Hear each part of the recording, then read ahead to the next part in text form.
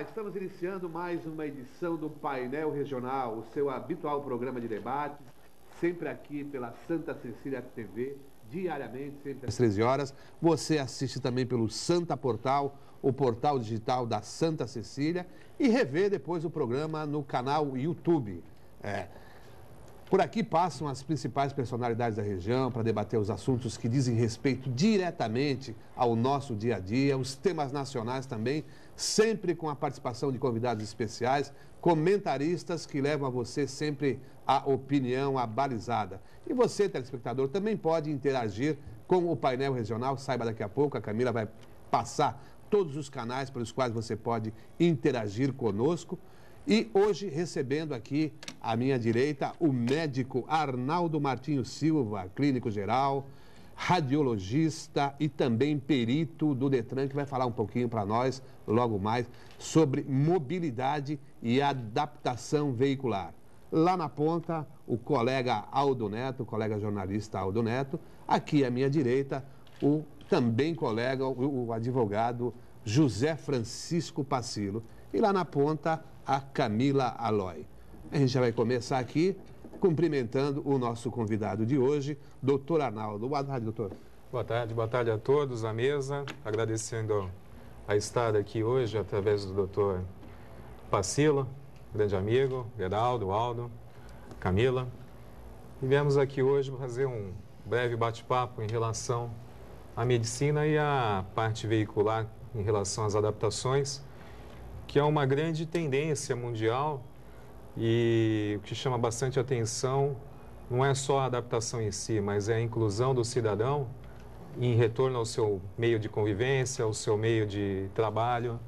Você acaba tirando uma pessoa que talvez seja um profissional, esteja afastado no INSS, e acaba você, através de uma adaptação, fazendo uma inclusão desse profissional e ele tendo um grande retorno ao meio de convívio, não só social, mas monetário, de convivência.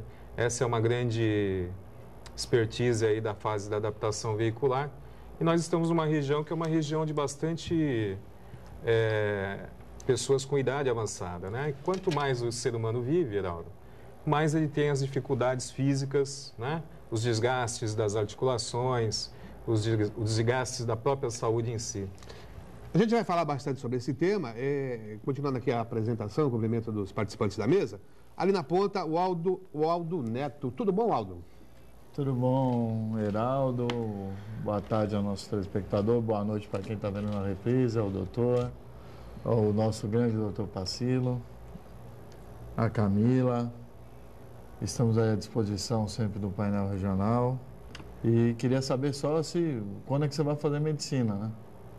Você me chama de colega, chama o Pacilo de colega, por pouco você colega me chama jornalista. De colega também. Colega jornalista. Ainda dá tempo de estudar um pouquinho, né? Dá um pouquinho velho já. O título de doutor você já tem. Bom, tudo bom, Pacilo? Tudo bem, Heraldo, é uma satisfação estar aqui com você, sob o seu comando. Tenho assistido aí, que deu uma alavancada aqui nas discussões. Kasparov, meu amigo, é um jogador de xadrez político. Aldo, estrategista, né? Estrategista. Eu vou cobrar depois dele aí. O vice-prefeito. Doutor Arnaldo Martinho, um competentíssimo profissional que tem contribuído com a sua técnica, seu trabalho, dedicação e estudo, né, para a adaptação daqueles que necessitam se locomover, dando-lhes mobilidade, criando condições para a reinserção. E a Camila, que, como sempre, abrilhanta o programa. Obrigada. Isso é muito gostoso estar aqui com vocês todos juntos, participando, junto com os telespectadores, discutindo as questões da Baixada Santista, sejam de inclusão, mobilidade e política. É isso que o Brasil precisa. Muito bem, e a Camila lá na ponta. Boa tarde, Camila. Boa tarde, Geraldo. Cumprimento aos convidados do programa de hoje. Boa tarde também a você que está em casa.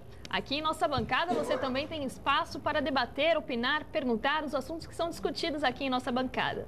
Basta acessar a nossa página no Facebook, facebook.com/Painel Regional TV, ou então pelos nossos telefones também que estão à sua disposição, 3223-1120 e 3223-7676. Deixe a sua participação, que sempre é muito importante aqui em nosso programa. Bom, a presença de um médico no programa e saúde é um tema sempre recorrente, né? A Prefeitura está ultimando aí a licitação para a contratação de uma organização social, a exemplo que fez lá na UPA Central, para a administração do Hospital dos Estivadores.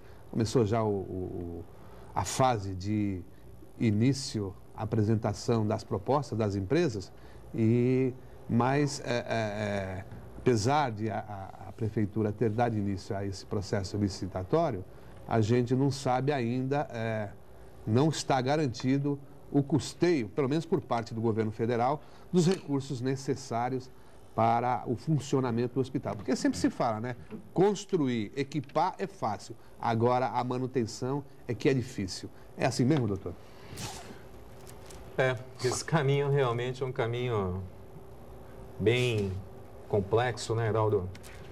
Você montar um hospital, uma estrutura, adaptar ela toda, fazer com que a coisa funcione dentro daquilo que tem que ser feito, você tem que ter além da vontade, você tem que ter um gestor, né? A gestão, ela, acima de tudo hoje em dia, ela é necessária para que você, dentro dos padrões e protocolos, você tenha os resultados necessários. E quando se trata de saúde no Brasil, as OSs hoje se fazem presentes, talvez para dinamizar a velocidade em termos de compra de equipamentos. As gestões, elas têm que serem bem profissionais. Você tem que estar com apoio de profissionais que tenham conhecimento de causa, porque muitas vezes você encontra serviços muito bem montados, mas não tem gestão, não tem giro, não tem o que a gente fala de retorno, de final de atendimento, né? E aí fica uma situação um pouco complicada. Tudo bem, a saída é essa mesmo, Aldo? Tem que já dar início a esse procedimento, mesmo sem a garantia ainda dos recursos necessários para o custeio do hospital? Mas sabe o que eu acho, doutor Heraldo? O problema grande nesse país é que não tem projeto de país, tem projeto pessoal. Porque vocês sabem há quantos anos que o Hospital dos Estivadores está com o município. Desde a gestão do prefeito Papa, se não me engano, em 2013 ou 2012 ele comprou o hospital. Não, 13 ou 12 já era o Paulo. Antes disso, 2010 ou 11 ele comprou o hospital. Nós estamos em 2016, a obra física está pronta, precisa equipar, ficar essa discussão inteira. Por quê? Mudou o ministro de saúde. Só no último ano mudou umas 4, 5 vezes.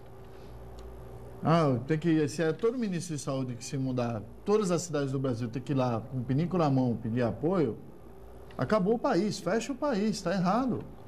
O que precisa até é um planejamento de gestão, como o doutor estava falando, com perfeição. Se tem um planejamento de gestão, global, tem projeto. A grande questão é que o pacto federativo do país, que ninguém discute, só discute quem vai sentar na cadeira de presidente. Para onde vai o dinheiro do imposto que você paga, ninguém quer saber. O que é isso? É muito fácil fazer essa conta. No imposto que você paga, a maior parte vai para a União. O que é a União? O governo federal. A segunda maior parte vai para o governo estadual. E a menor parte vai para o governo municipal. E a cada ano que passa, mais atribuições se dão para os municípios. Hoje em dia, qualquer municípiozinho de quinta tem Secretaria de Segurança Pública. É uma atribuição do Estado. Pela Constituição, o doutor está aqui, doutor Heraldo, doutor Pacilo, dois notáveis causídicos da cidade, sabem melhor que eu. É uma atribuição do Estado. Por que agora tem operação delegada, passa para o município? Para alguém pagar a conta. E quem vai pagando a conta é o município. Aí não tem guarda-chuva para abrigar todo mundo. Não existe isso. Precisa se fazer essa discussão no Pacto Federativo. Eu acho que o prefeito Paulo Alexandre Barbosa agiu bem.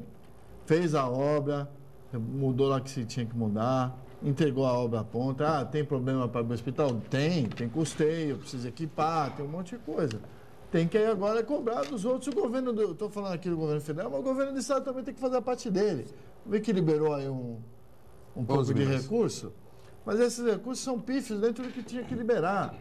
O Rodolfo Amaral mostra sempre um estudo que diz que tudo que o governo do estado põe na saúde da Baixada Santista corresponde a 5% do que ele teria que colocar porque 5% do quê? Da quantidade de população de São Paulo que mora aqui. A divisão é errada. Ninguém discute essas coisas. Só sabem cobrar, mas cobram errado. E a hora de cobrar certo é a hora de votar. Você precisa ver quem é que tem compromisso, quem é que tem projeto para a cidade, para o governo e para o país. Porque se vê, se critica, se vota sempre nas mesmas pessoas. Quem é errado? É quem vota é você. Quem vota é você, não adianta de ficar aqui reclamando.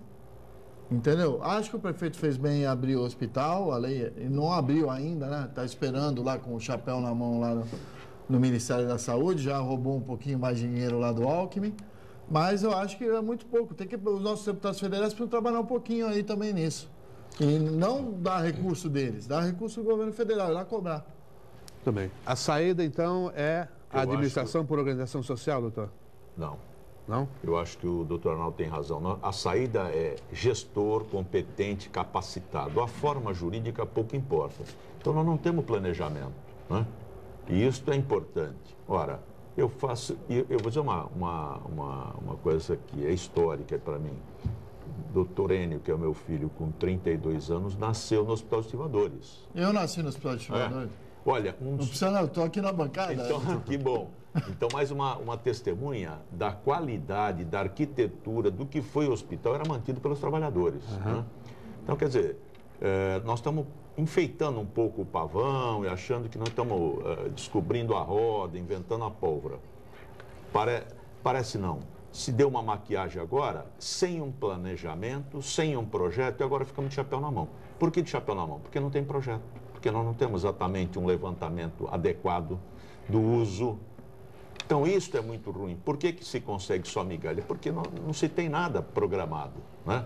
Isso é muito ruim. O gestor público no Brasil, ele não programa nada. Aliás, o político devia ser responsabilizado civil e criminalmente quando ele, nas eleições, faz promessas. Se alguém quer se eleger, ele tem que estudar o município, saber das demandas do município, saber as condições do município e propor um plano.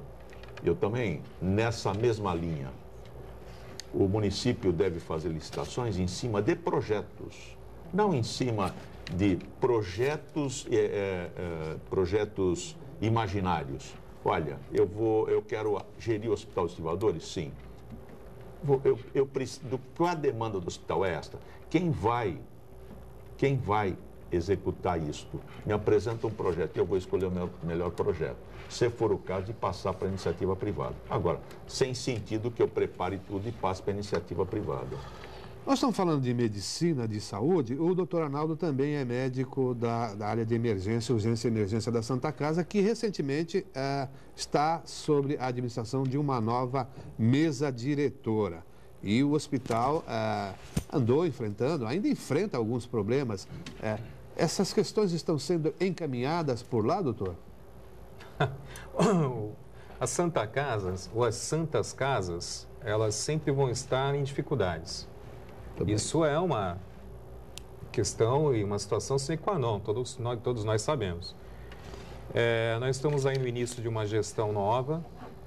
Essa gestão ela vem aplicando as suas próprias técnicas, com as suas características próprias. Ainda é cedo de nós termos os resultados. Nesse final de semana, perante a festividade de Santa Rita, nós tivemos o balanço. Eu não tive a oportunidade ainda de ver esse balanço, né? Mas é um balanço público, que todos nós, cidadãos, temos o direito de ter o acesso. E a Santa Casa, ela não tem um dono, ela é um híbrido, ela não é privada e também não é tão somente pública. Ela recebe verbas de todos os lugares, tanto da parte privada, trabalhando como instituição particular, como também via SUS. E temos os convênios que fazem com que ali se aloquem as suas necessidades. Então, hoje a Santa Casa, ela é uma entidade, a Santa Casa da Misericórdia de Santos, com um CNPJ próprio, no qual se alocam dentro da sua instituição os convênios. Então, nós temos vários convênios que se alocam lá. O próprio convênio novo, que é a Santa Casa Saúde, é um CNPJ diferente da instituição. A Unimed, e dentre outros planos que fazem com que a máquina da Santa Casa ela movimente.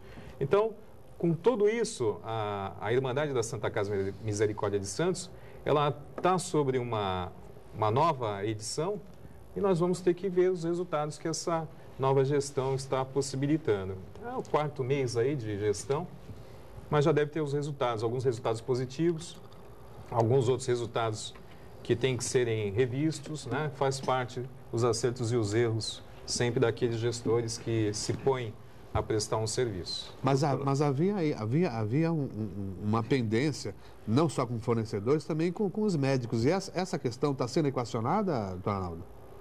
A questão do salário médico equacionada, ela está bem próximo da resolução. Né? Em relação aos fornecedores, eu sou membro do Conselho Deliberativo, que é o conselho mais próximo da administração.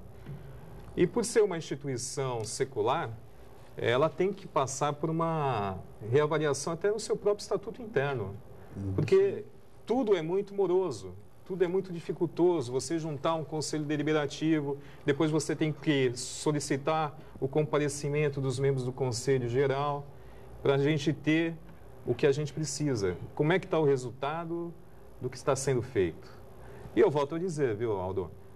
Com muita propriedade você falou. A instituição Santa Casa Misericórdia de Santos é de todos nós. Então, todos temos o direito de saber, porque nós necessitamos dela. Nós hoje estamos falando em metropolização. Quando se fala em metropolização, se você tiver um pane na Santa Casa Misericórdia de Santos, para toda a saúde da metropolização. Então, estamos no 4º mês da administração nova, os resultados estão aparecendo, alguns positivos, outros ainda têm que serem revistos. Do meu ponto de vista, o Estatuto da Santa Casa tem que ser repaginado de acordo com a necessidade que o mundo hoje é. O mundo hoje, você não é detentor mais daquilo único para você. Hoje, o smartphone, você tem a amplitude, você consegue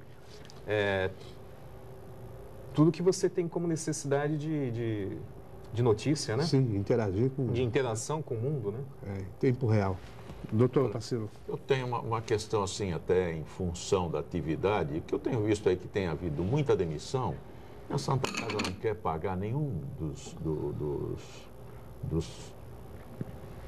direitos dos médicos, né? Estão querendo fazer parcelamento, não querem pagar a multa rescisória, nenhum dos valores da rescisão, eles estão pagando. E parece também que isso está acontecendo não só com os médicos. Eu acho que, doutor Arnaldo me corrija, parece que existe, a gestão ela tem um foco de favorecimento do médico, essa gestão está preparada, estão qualificados para gerir esta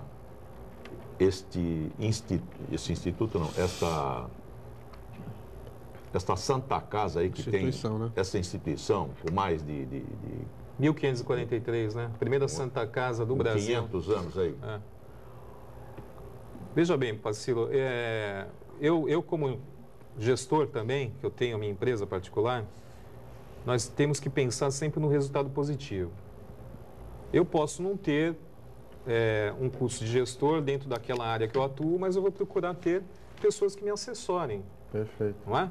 Essas pessoas que têm que ter um cabedal, têm que ter um conhecimento prático e notório do que se tem como necessidade. Dentro de um 4º mês aí da nova administração, o que é muito falado é que os médicos estão sendo colocados os salários praticamente em dia, alguns fornecedores estão sendo chamados para que se possam fazer as alocações das verbas que estão em aberto. Agora, em relação à superintendência, à administração do hospital, se eles têm a gestão que são necessárias, a gente vai ter com os resultados, né? Esses resultados em 4 meses eu ainda acho que é muito ainda prematuro, mas já se tem alguns pontos, como eu falo, positivos e outros ainda que têm que serem revistos, principalmente dentro dessa situação. Se você jogar um passivo trabalhista, eu como membro do Conselho Deliberativo, eu não concordo, né? Porque você tem passivo trabalhista, dentro de qualquer gestão, em qualquer área do direito trabalhista, é complicado, né, Naldo? Exatamente.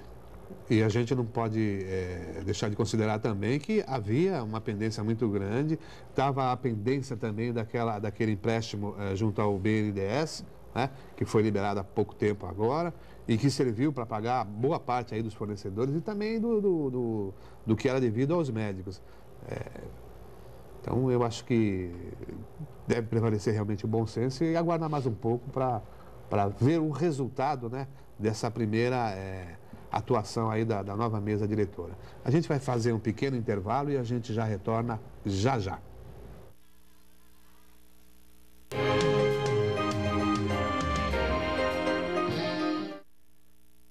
Existe um lugar em Santos onde você encontra os empreendimentos mais fascinantes da região. Um lugar amplo, aconchegante, feito para oferecer o melhor atendimento para você. Um lugar que reúne as melhores opções residenciais e comerciais nos bairros mais nobres de Santos. Um lugar que a gente nem precisava dizer, porque você já sabe. Central de Vendas Grupo Mendes, Rua Guaiaó 55, Aparecida. Venha fechar um bom negócio para abrir as portas do seu novo lugar. Evolução. A evolução faz parte da história do Visão Laser. O jeito que as pessoas se comunicam mudou. As pessoas mudaram. O mundo mudou. E o Visão Laser, com sua paixão pelo pioneirismo, qualidade e inovação, precisava de uma marca que acompanhasse tanta evolução. Apresentamos a nova marca do Hospital Visão Laser. Visão Laser. Sua visão é o nosso sentido. Dr. Colombo Barbosa, diretor técnico médico, CRM 19555. Segunda-feira é dia de classificados de empregos no Diário do Litoral. Não se esqueça, nesta segunda, empregos no DL. É novo, é diferente, é a verdade nas bancas. Por R$1. Uma das maiores distribuidoras de alimentos da Baixada Santista. A Nelore Prime atende com excelência e qualidade os diversos segmentos do mercado.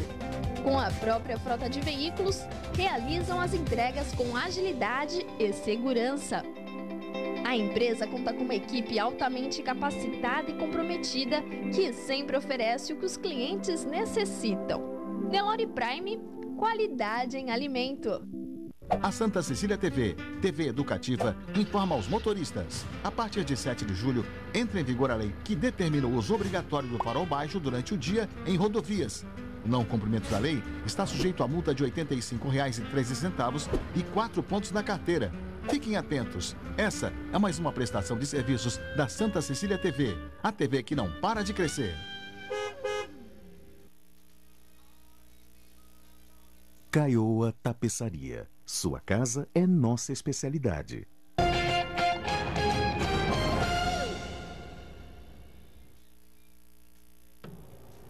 Muito bem, já de retorno. Camila, nós temos um VT aí sobre o roubo no Museu de Arte Sacra, é isso? Exatamente. Criminosos invadiram o Museu de Arte Sacra de Santos e assaltaram o local. Vamos ver as informações. No último domingo, por volta das 10 da manhã, um grupo de homens armados roubaram diversos artefatos religiosos no Museu de Arte Sacra de Santos. Os criminosos se passaram por visitantes e anunciaram o assalto logo depois de acessar a instituição. As 5 pessoas que trabalhavam no museu foram levadas para uma sala onde foram amarradas e amordaçadas. A ação dos bandidos durou cerca de 45 minutos. Acredita-se que o crime tenha sido encomendado. Aldo Neto, das estradas para os museus. Olha, doutor. Cadê a segurança? Esse VT aí está me lembrando uma saudosa obra de Dias Gomes, chamada Roque Santeiro, que a molecada aí que está assistindo em casa não vai saber, mas o pessoal assim na nossa cidade lembra. A história de Roque Santeiro começa com o Roque Santeiro roubando o ostentório da igreja. Se nem o Museu de Arte Sacra, que é um museu religioso, estão respeitando, imagina a sua vida, sabe? Eu só espero que daqui a uns 20 anos, como na novela, o Roque Santeiro volte e devolva as peças aí para o museu que fazem falta aí para o patrimônio eclesiástico aí da cidade. Tá difícil, né, doutor? Conviver com essa violência toda, essa onda de criminalidade, hein? Conviver. E sobreviver. Né? Pacilo, Olha, Peças valiosíssimas, doutor. Eu acho que realmente foi encomendado e, né, nós perdemos a noção de tudo, vale tudo. Nós estamos num vale tudo e nós devemos acabar com isso. Nós devemos mudar, devemos cobrar, devemos exigir, devemos debater, devemos votar bem, devemos cobrar do governador, do secretário da Segurança, dos deputados federais, né? Porque nós contribuímos com a nossa parte, com os nossos impostos. Está muito difícil, não pode continuar da situação. E a mudança somos nós que devemos doutor, fazer. Está tudo errado, doutor, nesse país. A gente precisa refundar o país. Como é que faz isso? Vamos refundar, vamos através da educação. Através da educação. Quanto mais operação aparece, mais gente vai para a cadeia. Não importa, não importa. Você ajuda muito com a sua educação política. Muito bem. Vamos partir agora para o tema da mobilidade. O doutor Arnaldo aqui é um especialista nessa área. Mobilidade e adaptação veicular. A gente sabe que tem inúmeras pessoas que estão fora da mobilidade exatamente por esses problemas, né, de dificuldades de adaptação. O país está avançando nessa área, doutor, ou ainda é muito difícil de se obter essa tão sonhada adaptação para fazer exatamente com que essas pessoas, como você bem disse no início do programa, tenham, né, a sua mobilidade garantida e possam, né, ser mais útil à sociedade e a si próprio? Isso mesmo, Geraldo. A adaptação, ela vem junto com os chamados, pelo entendimento, como a inclusão. Você incluindo o cidadão, você resgata esse cidadão para a sua comunidade. Então, não só a adaptação veicular. E hoje nós vemos, porque os governos eles acabam dando incentivos fiscais dentro das empresas, e essas empresas têm uma cota, e essa cota vem de encontro a uma inclusão do deficiente físico. Isso já é uma vitória. Mas na parte de adaptação veicular, o que muito me chamou a atenção quando eu comecei a fazer foi como que ela ocorreu. Tudo é pós-guerra, né, Pacílio? Depois de uma guerra, você tem algumas virtudes que acabam incluindo dentro de uma sociedade, de uma comunidade, mundialmente falando. Eu tive a oportunidade de estar nos Estados Unidos e lá eles têm os American Heroes, né? Que são os heróis de pós-guerras. Então, existe uma quantidade, muita mutilação por bombas, por projéteis. Então, lá eu observei que a adaptação, a inclusão desse cidadão dentro daquilo que ele tem do dia a dia, o país só veio a ganhar. Primeiro porque ele deixou de ser um alheio da comunidade. Ele voltou a ter uma atividade profissional, se ele for um profissional do trânsito. E hoje já é enxergado isso no Brasil, já existe a possibilidade de um profissional, se ele tiver uma adaptação, tiver a condição do seu aparelhamento no seu automóvel, no seu caminhão, ele volta a ter uma atividade profissional. Então ele tem uma qualidade de ganho melhor, ele não está na situação de um INSS afastado. E as adaptações depois das normativas recentes, de 2008 para cá, é uma resolução CONTRAN 267, você teve um leque de adaptações, que essas adaptações vieram de encontro às necessidades do cidadão nosso no Brasil. Nós estamos numa região plana, né, no qual muitas pessoas, além dos nossos, quando se aposentam, vêm para das nossas regiões aqui. A metropolização está aí, prova muito a respeito, a quantidade da terceira idade. E o desgaste físico natural do ser humano faz com que você tenha algumas necessidades. Então, nós temos as adaptações simples, que antigamente eram tidas como, dentro do veículo, como customização, né? Um carro automático, hidráulico. Hoje não. Você tem, de acordo com a dificuldade motora, né? Porque você foca a dificuldade motora, e essa dificuldade motora às vezes vem não diretamente de uma lesão, de uma doença, mas vem também através de doenças que são secundárias à primária. Então, às vezes a pessoa passa por uma lesão de um câncer, e essa lesão ela acaba dando uma situação motora para aquela pessoa limitada. Então, você imagina que essa pessoa, antigamente, o que acontecia? Ela se escondia da sociedade. Né? E hoje não, ela hoje tem a oportunidade de ter uma vida, de ter o seu ir e vir, que está até na Constituição, não é isso? Tranquilo. E quem teria direito, doutor, para ter direito à adaptação, necessariamente ele vai ter que também ser o condutor ou não necessariamente? Existem duas vertentes. Primeiramente, ela foi direcionada para o condutor que tem a dificuldade motora. O deficiente físico, que era aquele que nós antigamente víamos notoriamente, ele não tinha um segmento do corpo, um braço, uma perna. Então, você, notoriamente, ia ser inquestionável. Mas vieram-se as lesões, essas lesões que são lesões embasadas na técnica e na legislação, ela permite com que a pessoa tenha uma vida melhor. Então, as adaptações elas passaram a ser vistas não tão somente para o deficiente físico declarado, mas para aquele que tem a deficiência de mobilidade. Então, tudo que você consegue enxergar e ter dificuldade motora, você comprovando através do exame físico fidedigno, o especialista avaliando de 30 a 40 minutos, requerindo os exames que comprovem a lesão. Isso é importante, porque a pessoa tem que chegar não só pessoalmente, se vier pessoalmente, o perito ele tem que pedir o quê? Os insumos, né? Que são o quê? Os documentos que comprovem essa lesão. Então, é feito um documento, um prontuário, tanto digitalizado quanto físico, e aí faz-se a adaptação de acordo com a necessidade daquele condutor. E aí você me perguntou, Heraldo, existe também o laudo para terceiros, né? Isso. Então, existe também essa vertente que é o quê? Por exemplo, você tem uma criança com uma paralisia cerebral. E essa criança, com o tempo, acaba sendo o quê? Um adulto. Exatamente. Né? E essa pessoa, esse cidadão, ele tem que ser acolhido pela sociedade. Então, falando-se em leis, né, as leis elas estão sempre numa maturidade e numa evolução. É eclética a situação. Eu acho muito interessante, porque a legislação junto com a medicina, ela acaba tendo um entendimento. Então, você acaba tendo um laudo provando que essa pessoa, que hoje é um adulto ou uma criança, que tem uma paralisia cerebral, ela tem que ter uma necessidade de ir e vir pelo menos de 2 a 3 vezes por semana, para uma fisioterapia, para o tratamento médico, para o hospital. Isso, você faz a indicação de 2 a 3 condutores, para que possa ter essa mobilidade também para essa pessoa que tem a necessidade. E no caso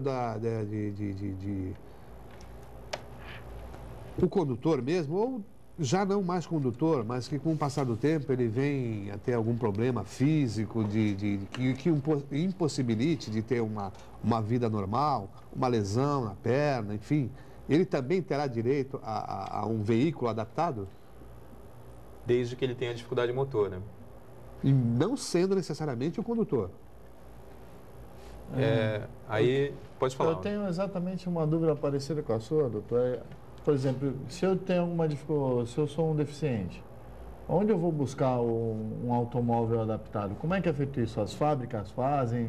É preciso mandar para algum mecânico com alguma orientação médica? Enfim, eu acho que isso é interessante, porque às vezes eu vejo muito deficiente hoje dirigindo e as pessoas não sabem muito como proceder para isso. Né? Perfeito. Hoje as fábricas elas têm a condição de já entregar o carro adaptado.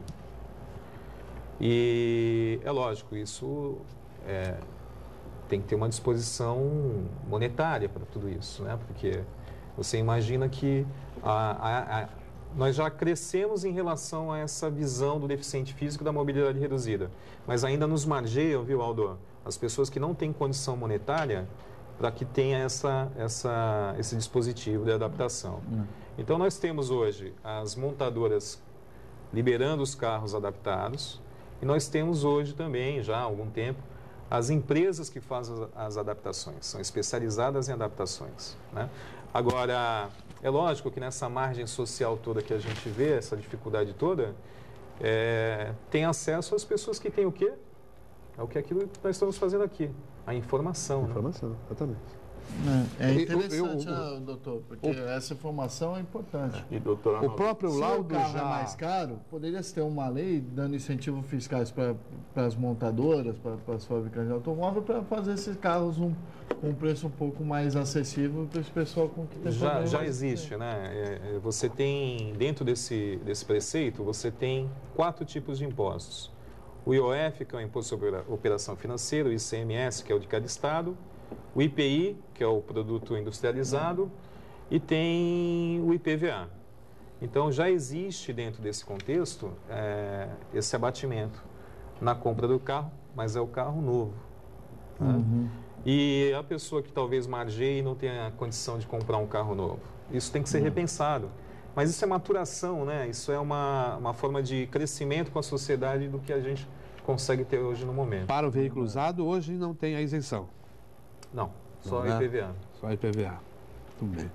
E no próprio laudo, aquela questão que o Aldo levantou, de ou a montadora ou empresas especializadas, o próprio laudo já indica que tipo de veículo, que tipo de adaptação é necessária para aquela pessoa?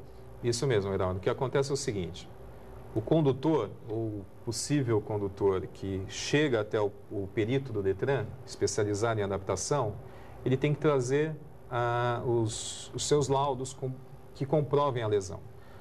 A partir daí, o que acontece? A partir dos laudos que comprovem a lesão ou daqueles que serão necessitados solicitar também, para complementar todo esse processo, que é um processo que você tem uma responsabilidade enorme, a Receita Federal, a Receita Estadual, tudo isso é avaliado por essas instituições. Então, você vai fazer a tradução daquilo que você tem na mão, que o condutor trouxe, junto com a avaliação física, e aí você vai traduzir para os órgãos competentes a necessidade específica daquele condutor. Então, vamos te dar um exemplo. O condutor ele não tem um segmento de membro inferior esquerdo, a perna esquerda. Então, você coloca, traduzindo e se documentando, a necessidade de adaptação, que seria o quê? Um carro automático, certo? Por quê? Porque o automático você movimenta só a perna direita. É o acelerar e o brecar. Isso. Então, qual seria então o primeiro passo? Ter uma avaliação do médico e depois procurar uma empresa especializada para isso? O primeiro passo, comprovar a sua necessidade. Você tem que comprovar a sua necessidade através dos seus laudos de médicos assistentes, exames que já existam. O que for necessário, o perito especializado do Detran, ele vai solicitar para complementar esse prontuário total. E aí, depois de traduzida a necessidade desse cidadão, ele vai buscar o carro de acordo com a adaptação necessária. Perfeito. Marcelo? Olha, eu acho extremamente interessante que a sociedade tenha reconhecido, e, Leonardo, eu acho importantíssimo você estar dando esta oportunidade, esclarecendo as informações, dando as informações para que as pessoas procurem um profissional especializado e a sociedade tem uma renúncia fiscal, que nem você falou. Isso é importante, esta inclusão, é uma inclusão, a gente vê o resultado disso, né? A pessoa podendo se mobilizar, ter uma extensão da sua vida num veículo adaptado, podendo trabalhar, resgatar a sua dignidade e realmente estar no conjunto da sociedade, participando diretamente. Isso é importante, eu acho que é fundamental, o esclarecimento é muito bom. Eu acho que quem tem imagina uma lesão, deve procurar um profissional especializado, ele vai avaliar, vai dizer da necessidade, né? Vai passar por uma perícia do Detran, e aí sim, olha, com todos os benefícios fiscais, você vai procurar o veículo, né, que atenda à necessidade. Eu acho esse um trabalho bonito aí que vocês estão fazendo, Arnaldo. E essa isenção tributária pode chegar até quanto, doutor Arnaldo? A somatória dos quatro impostos, né, que o Aldo tanto falou aqui de imposto, que a gente paga, chega a 28%. Né? E existe uma necessidade de permanência do veículo de 2 anos com a pessoa. É um teto máximo de R$70 mil, que é o que as receitas hoje liberam em relação à aquisição do bem. Mas o que mais me chama realmente a atenção, Heraldo e telespectadores, o que me deixou apaixonado nisso, é a inclusão, é você pegar aquele cidadão que está à margem de uma sociedade, né, que lá fora já é enxergado já há um bom tempo através de um respeito, que são os mutilados de guerra, você trazer esse cidadão para o mais próximo possível do normal, você já tem uma vitória dentro disso tudo. E é lógico que aí entra uma gama de interesses naturais, porque você tem a a disponibilidade aí das montadoras, né? Que hoje todas as montadoras elas têm esse tipo de prestação de serviço. Você tem vários tipos de modelos de carros que cabem dentro dessa situação de adaptação. Até contribui para a movimentação da economia, né? Sem Porque dúvida. uma adaptação mais necessária, igual aquele do Pistorius lá, aquele sul-africano, né? Um corredor. Sim. Eu acho que naturalmente vão surgir empresas, não vão ter engenheiros que vão ficar fazendo, né? Estudando aí modelos, projetos, adaptações. Sim, sem dúvida. Bem, vamos fazer mais um intervalo e a gente já retorna daqui a pouco com o terceiro bloco do painel regional.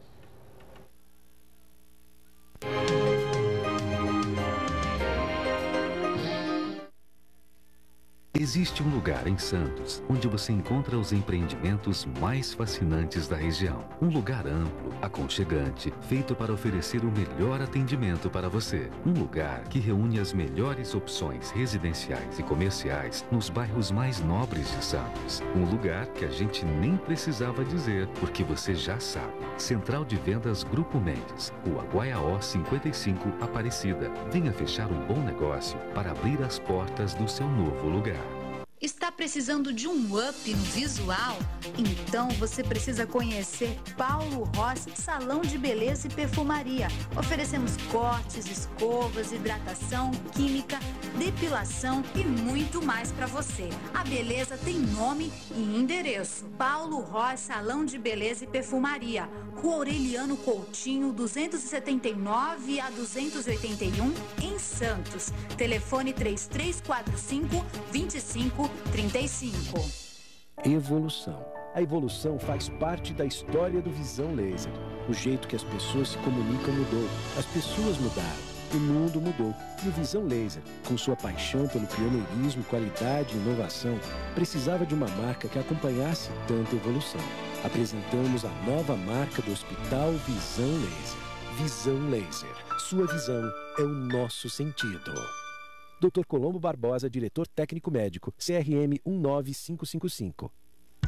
Com o objetivo de atender cada vez melhor, o Plano de Saúde Santa Casa oferece a você e a sua família uma ampla rede de atendimento em Santos, São Vicente, Praia Grande, Cubatão e Guarujá. Além de contar com a melhor equipe médica e multiprofissional do litoral paulista. Plano de Saúde Santa Casa de Santos. O melhor atendimento em plano de saúde. 3226-6200. De frente pra praia, a vista é tão linda, dá gosto de ver.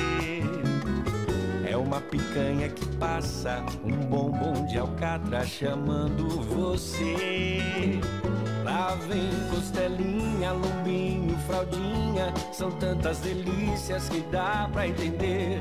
Porque na tertúlia a praia rima com carne, sabor e prazer. Churrascaria Tertúlia, Bartolomeu do Guzmão 187, Santos. Hoje, 4 da tarde, assista o filme do mais cético dos discípulos, Tomé. Tomé, por que tu não paras de acreditar somente no que podes tocar? Todo o aprendizado de quem duvidou e acabou acreditando na ressurreição de Jesus. Eu acredito. Toque as minhas feridas. Eu acredito. Eu acredito. Eu acredito. Tomé. Hoje, 4 da tarde, aqui, na Santa Cecília TV. A TV que não para de crescer.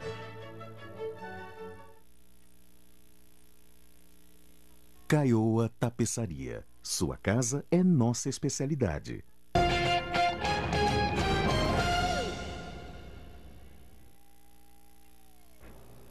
Já de retorno aqui para o nosso terceiro e último bloco do painel regional.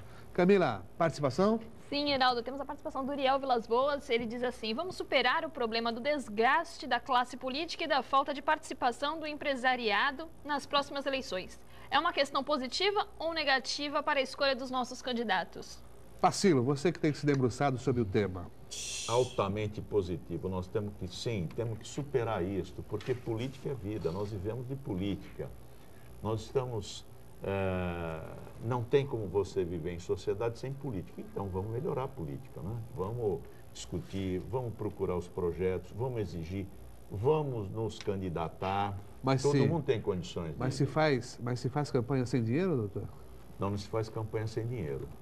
Mas tem um detalhe importante. Eu acho que existe uma forma de você, principalmente no mundo capitalista, mas de você, de alguma maneira, polarizar as pessoas através das ideias, através do mote da transformação que está precisando. Mas, doutor, você consegue fazer isso em 45 dias? Não. Isso é mágico, né? Não, mais uma vez foi um golpe dos políticos, né? Em causa própria, porque quem já está no poder tem uma vantagem absurda em relação a quem pretende entrar. E eu acho que a gente não deve mudar um pouco este foco, olha, de ter o poder. Eu quero participar, eu quero ajudar a transformar este país. Então, eu acho que isso dá para identificar bem em quem está querendo participar desta maneira e quem está querendo fazer da representação a profissão. Porque nada contra, mas tem vereador aí de 30 anos no legislativo e outros mais. Eu acho que isso é absurdo. Tinha que ter tinha que ser proibida a não reeleição. Olha, eu tenho vocação para trabalhar publicamente, para representar. Não vou ser vereador, vou ser prefeito, vou ser governador, mas eu não sou engenheiro, médico, advogado, etc. E fico fazendo exclusivamente política, representando. E mais, a maioria, quando se aposenta, está rica. Essa que é a verdade. Esse arremedo de legislação eleitoral, na verdade, não foram os políticos, hein? Isso aí é obra do Tribunal Superior Eleitoral, quer dizer... Não, eu falei dos 45 dias. Então, dos 45 dias também, quer dizer, o judiciário legislando, quer dizer... Aqui nesse país não se pode nada, falar de política agora é crime. É um absurdo, porque eu acho que não deveria ter tempo para fazer propaganda, o tempo inteiro, até porque o político, ele faz propaganda 24 horas. Sim. Quer dizer, e fora que gera receita, gera recurso, um movimento. Eu acho que esse engessamento é muito prejudicial. Muito. Sim. Hoje nem camisa eu posso usar no meu político. Como se eu fosse vender o voto por causa de uma camisa. Se alguém nesse país, mesmo os moradores de rua aí que a gente estava discutindo, fosse mudar voto por causa de camisa. Sabe, gente? Precisa ter um pouco mais de... Menos é mais. Vai ver como é feita a eleição nos Estados Unidos. Tudo é às claras. É 2 anos para você bater, 1 ano para escolher o candidato do partido, outro ano para a eleição, o ano inteiro. Muito bem lembrado, Aldo. E outra coisa... O ano inteiro, não é 45 dias. 45 dias não se muda nada. Você já viu as cabines? São em quadras de futebol, não é obrigatório o voto, não é? Então isso dá uma outra qualidade. Não tem voto eletrônico. Não tem voto eletrônico. Mas não foi uma conquista o voto eletrônico? Você, doutor... Para você... ter uma apuração ali em tempo recorde? Já foi provado em diversas eleições eletrônicas, não as daqui, mas algumas aqui no Brasil, mas não eleitorais. Mas a gente deve pouquíssimos países usam. A segurança é frágil. O americano não usa. Então, quer dizer, não quis, né? Não quis, lógico. E aonde se inventou a tecnologia? No Japão e nos Estados Unidos. Lá não usam. Por que será? Aliás, Aldo, dentro dessa linha aí de política, semana passada aí venceu o prazo para quem, servidor público, contratado diretamente ou vinculado, deixasse a administração para concorrer, né? Tem bastante aí na Prefeitura de Santos, né? Não só na de Santos, de todas as prefeituras, né? É usual isso. A pessoa que faz um serviço público é mais uma manobrinha? Um cargo eletivo. É manobra também? Não acredito que é manobra. Acho que é um desejo. Mas tem aqueles que querem ficar 3 meses, né? Sabe? Sem trabalhar. Mas aí é um funcionário público concursado. Sim, concursado. Os concursados, sim, com certeza. Ele é candidato a não trabalhar? É fácil explicar para o telespectador aqui. Quando você vê que aquele cara participa sempre... Toda eleição? Toda eleição. E nunca ganha... Vai ver por quê? Por que será? Será que ele acredita que um dia alguém vai concordar com ele? Ou será que é algum interesse outro? Vai ver qual é a função dele. Se ele tem algum cargo público concursado. Às vezes o cargo público concursado libera 3 meses para você receber e fazer campanha. E às vezes a campanha não é feita campanha. É uma campanhazinha. Fica em casa. Fica em casa. Precisa ir ali dar uma entrevista. Pô, tem que ir lá. Aí vai, entendeu? Agora, Aldo, a gente não deve perder a esperança, porque fiquei extremamente contente e ponho aqui publicamente a minha admiração pelo vereador Banha, que eu soube pela CBN, que o projeto do Banha, né, que obriga a inclusão, olha, nós estamos falando de inclusão, por isso que veio o assunto, e eu acho muito importante ressaltar isso. Nas licitações de prestação de serviço para o município, no contrato, se eu não me engano, 2% de pessoas para prestar o serviço teriam que ser cidadãos em situação de rua. Eu acho que isso é uma forma de resgate da pessoa, da dignidade, isso é bom para a sociedade, porque isso é uma doença social. Porque, olha, não adianta passar de madrugada ou qualquer hora, dar canequinha lá de sopa, dar o cobertor e deixar o cara deitado lá, não. E depois vai almoçar no restaurante, vai jantar no restaurante, vai comer a maminha em casa. Eu acho que, viu, Banha, parabéns por esta observação social, porque vocês já viram que tem de gente em situação de rua em Santos. Como o doutor Arnaldo falou, parece que ele teve em Itu aí neste final de semana, disse que não viu ninguém lá. E aqui em Santos você vê no mercado, qualquer lugar. Aqui é a capital mundial do prato de sopa. Então nós temos sim que resgatar este pessoal. Banha, parabéns pela iniciativa. E é muito importante que isso ocorra. Nós temos que resgatar a dignidade do povo brasileiro. Não só aquele que está na rua, mas aquele que trabalha, paga impostos e que está hoje numa situação de abandono completo. Então nós temos que nos unir e mudar essa situação, porque está em nossas mãos. Na verdade, ainda foi aprovado o projeto de lei, né, do vereador Banha, que precisa ainda ser... Foi aprovado, mas precisa ser sancionado pelo prefeito. Né?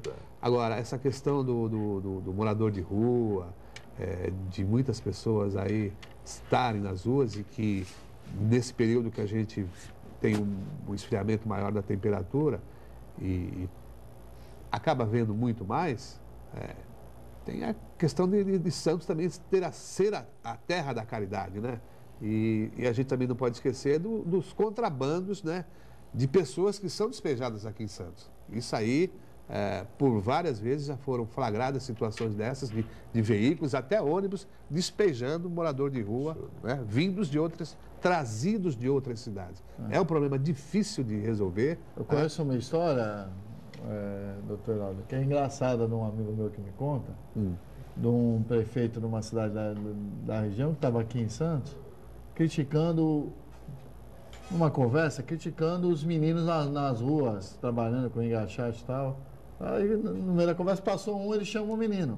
Onde é que você mora? Adivinha? Na cidade do cara. Sabe? É complicado rotular. Mas acho que a prefeitura tem que cadastrar, tem que fiscalizar, está aí guarda municipal, está aí a Secretaria de Assuntos Sociais, etc.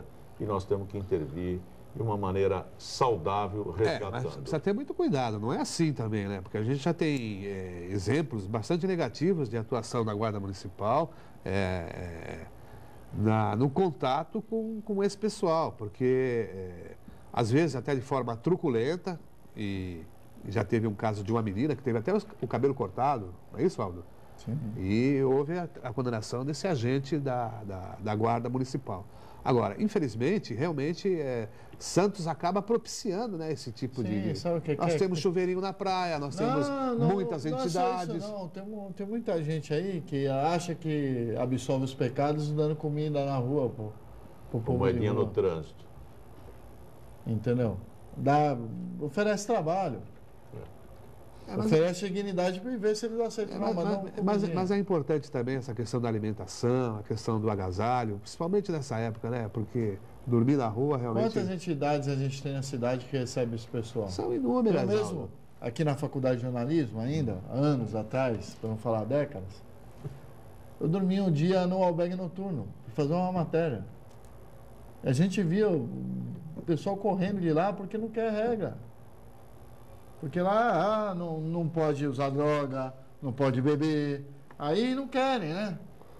Aí não querem. Entendeu? Então acho que precisa tomar consciência das coisas. E pegar as pessoas e fazer a inserção. Se não for por livre e espontânea vontade, precisa existir lei, temos aqui dois causistas que podem falar melhor, que obriguem a isso. Heraldo, só antes da gente encerrar o programa, temos mais participação aqui, é do Valdomiro para o Dr. Passilo. Pois não. Ele diz assim: o senhor falou que os políticos não fazem planejamento. Absoluta verdade e também absoluta inverdade. Como planejam mais de 38 partidos políticos para viver à custa do fundo partidário, que são incapazes de planejar o bem da nação? Valdomiro, parabéns pela tua observação. Eles planejam sim tirar o dinheiro do nosso bolso e se darem bem. Basta ver o que a gente está vendo na Operação Lava Jato aí, né? PT, o Partido dos Trabalhadores, metendo a mão no bolso do trabalhador endividado para eles comprarem jatinho, fazerem Porto e Mariel. Doutor, permite uma parte? Claro. O que mais me deixa indignado com isso é que o PT, e eu não tenho nada contra o PT, mas arrotava que eles eram os diferentes. A hora que explodiu essas coisas todas, não, todo mundo faz. Aí todo mundo faz, pode. Não, não pode. Isso é uma demagogia, né? Isso é uma balela. Isso é um escapismo de quem foi pego de calça curta. Temos mais uma participação também do Valdomiro, mas agora é para o Aldo. Ele diz assim: a Controladoria Geral da União é um órgão do conhecimento público. Funcionou nos últimos 15 anos e agora virou o Ministério da Transparência. Isso é para confundir o público ou para colocar apelido no Pelé? Funcionou durante os últimos 15 anos? Desculpe, né? Funcionou como? A cada operação da Polícia Federal se descobre aí roubos e mais roubos. Controlou o que a Controladoria Geral da União? Eu não sei o que controlou, Valdomiro. Só se você souber, manda um e-mail aí pra gente. Na verdade, quando vocês mencionaram aí o Partido dos Trabalhadores, aliás, o Vacari, que está preso, assim como o Zé Dirceu, eles estão ameaçando delação premiada e querem muito mais. Mas posso falar um negócio? Eles querem, só concluir, Aldo, claro. Eles querem que o partido assuma efetivamente esse lado negro, esse lado podre, né? Esse lado do assalto aos cofres públicos. É uma forma realmente de mostrar à sociedade, de confirmar o seu meia-culpa, né? Falar, olha, o partido errou realmente e aqueles que erraram da condução do partido sejam efetivamente punidos, porque até para que o partido possa continuar. Porque o que a gente vê é o seguinte: deputados do Partido dos Trabalhadores falam, vou sair do PT, vamos fundar um novo partido. E tem gente séria no PT. Claro que aqui tem. Aqui mesmo na região, a ex-deputada Thelma de Souza. Sim, teve aqui com a gente, nós falamos isso. A nossa ex-vereadora Cassandra também é uma política pública. Então, sabe, não é porque o PT, o problema, o que marca o PT é porque eles arrotavam o tempo inteiro que não eram igual aos outros. Depois arrotam o tempo inteiro que são. Então precisa chegar a uma conclusão. Eu acredito qual o PT, o antes ou depois? Só isso que eu acho. É verdade. Assumir a culpa é o primeiro grande passo para tentar equacionar aquele problema que deixou aí para a população brasileira, né? Então, estamos encerrando aqui a edição do Painel Regional. Agradeço aqui a participação do Dr. Arnaldo Martinho Silva. Espero que retorne outras vezes para a gente falar desse tema que é sempre atual, é sempre importante. Agradeço também ao Aldo, ao Passilo e à Camila. E a vocês, até amanhã. Painel Regional. Oferecimento Grupo Mendes.